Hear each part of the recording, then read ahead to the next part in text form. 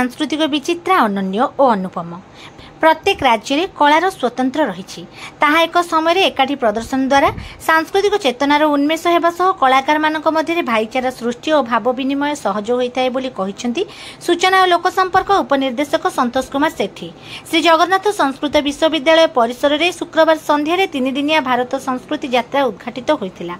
यह उद्घाटन कर श्री सेठी श्री जगन्नाथ निजे जड़े कलाप्रिय ठाकुर तांको माटी रे महनीय कार्यक्रम आयोजन एक सुंदर पदक्षेप।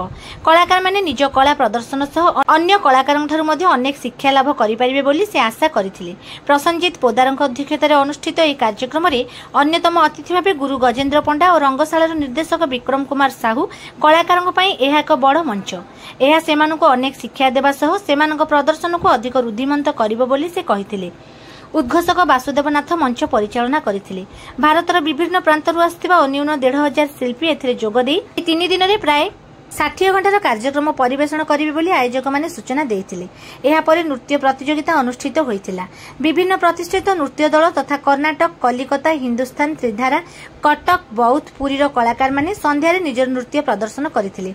समस्त कार्यक्रम को गुरु गजेन्द्र पंडा एवं इंडो जापान फ्रेंडशिप सेंटर सभापति श्रीमंत कुमार दास परिचालना करथिले।